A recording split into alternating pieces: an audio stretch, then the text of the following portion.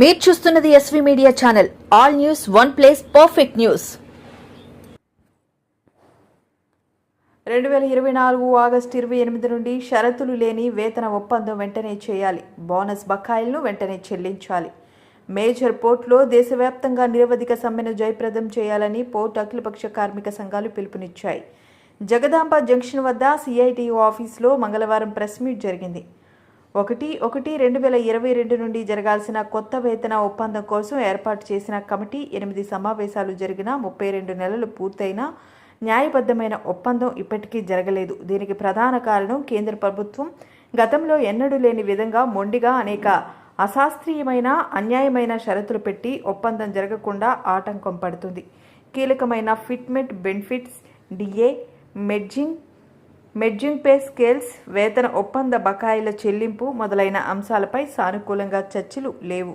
ఈ కార్యక్రమంలో united port ఈడాక్ ఎంప్లాయీస్ యూనియన్ సిఐటియు గౌరవ అధ్యక్షులు విఎస్ పద్మనాభరాజు, విశాఖ హార్బర్ ఈ port workers union general secretary AITUC BC H మర్సెన్, Visakha port employees union organising secretary K Mangayya Naidu, Janata port ఈఈ dock employees union CFTUI, national port trust employees union general secretary G Chandu, VDLB, ఈడాక్ workers union CITU general secretary B Lakshmanarao, CITU general secretary Kuna Satyanarayana, Urukuti Ramalingeswararao తదితరులు పాల్గొన్నారు.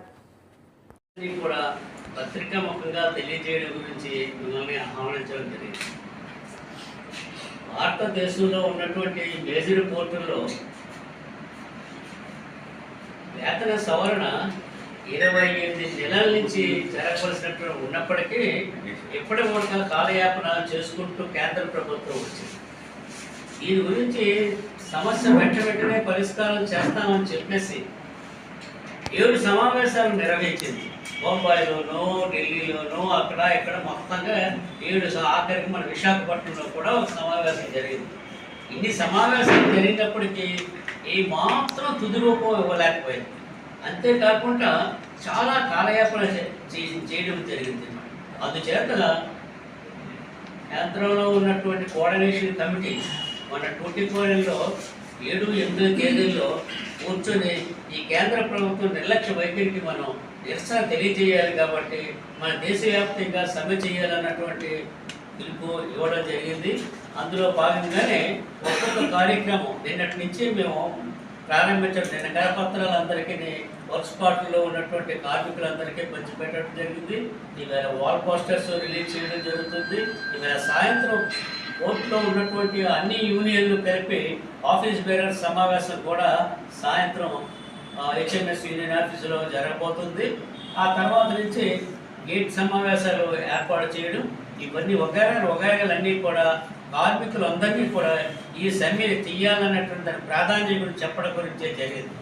ఎంత ఘోరమైనటువంటి పరిస్థితి అంటే కేంద్ర ప్రభుత్వం ప్రభుత్వ రంగ పరిశ్రమలన్నింటినీ కూడా సర్వనాశనం చేయాలన్నటువంటి దురుద్దేశంతో చేస్తున్నటువంటి పనులు తప్ప మరొకటి లేదు. ఈ ప్రభుత్వం మూడవ దఫా అధికారంలోకి వచ్చింది. ఈ 3 దఫాల నుంచి ఒక్క ప్రభుత్వ రంగ పరిశ్రమ కూడా ఈ భారతదేశంలో రాలేదు. దేశానికి స్వాతంత్రం వచ్చిన దగ్గర నుంచి ప్రతి ప్రైమ్ మినిస్టర్ కూడా ఎన్నో కొన్ని ప్రభుత్వ రంగ సంస్థలు అంటే ప్రజల ఆస్తులు ప్రజల చేత ఎన్నుకోబడినటువంటి ప్రభుత్వాలు అది మా బాధ్యత కాదని ఈవేళ ప్రైమ్ మినిస్టర్ గారు చెప్తున్నారంటే చాలా ఆశ్చర్యంగా ఉంది.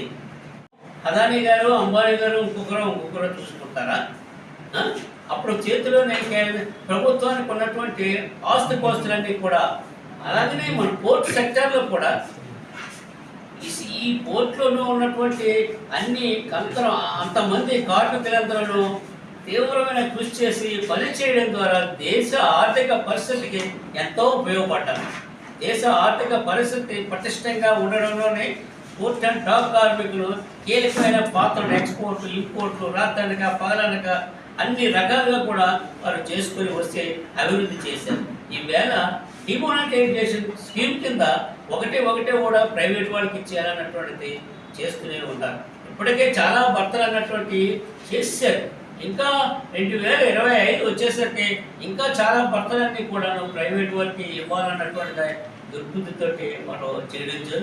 ఈ రకంగా చేయడం వల్ల కార్మికులు కష్టపడి పనిచేసినటువంటి కార్మికులు నిర్వీర్యం నిరుద్యోగులు చేయడం వల్ల దేశానికి ఏమైనా లాభం ఉంటుందా అంటే నథింగ్, ఏమీ లేదు. ఈ వేళ విశాఖపట్నం ఉదాహరణకి విశాఖపట్నం పోర్టులోనే చాలా 31 భర్త ఉంటే అందులో దాదాపు 11 భర్తల్ని ఇప్పటికే ప్రైవేట్ వారికి ఇచ్చారు. ప్రతి ప్రైవేటు ఇచ్చినటువంటి వాళ్ళు మీరు లాభాల్లో నడుస్తున్నాయా, లాభాలు ఏమైనా నష్టంలో జరుగుతున్నాయంటే నాకేం లాభాలే లేవు అని వారు చెప్తున్నారు. ప్రైవేట్ సెక్టర్లో ఉన్నటువంటి కంపెనీ యజమానులు.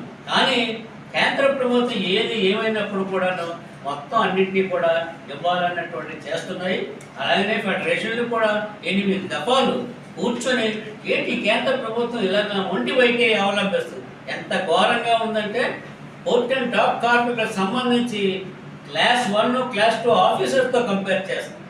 వారికి వేజ్ డ్యూటీ అది 10 years ఉంటే ఉండొచ్చు కాక 17,000 రూపాయలు వాళ్ళకి హైక్ పెంచడం జరిగింది. కెఫ్టేరియా కింద 50% కెఫ్టేరియా కింద వాళ్ళకి వచ్చి బేసిక్ పే ఇవ్వడం జరిగింది. అయినా సరే వారికి ఇచ్చినంత మాత్రంలో క్లాస్ 3, క్లాస్ 4లో ఉన్నటువంటి వారికి ఇవ్వకూడదన్నటువంటిది ఎక్కడా లేదు. చర్చలకు వచ్చిన తర్వాత వాళ్ళు ఎక్కడి వరకు వచ్చారు? 4% ఇస్తానంట. గత టైంలోనూ 10.8% ఇచ్చారు. ఈసారి 4% ఇస్తారు. అది కూడా డిఏ మెరిట్ చేయరట. డిఏ మెరిట్ చేయడం లేకపోయినట్లయితే కార్మికులకి ఏమీ లాభం ఉండదు. ఆ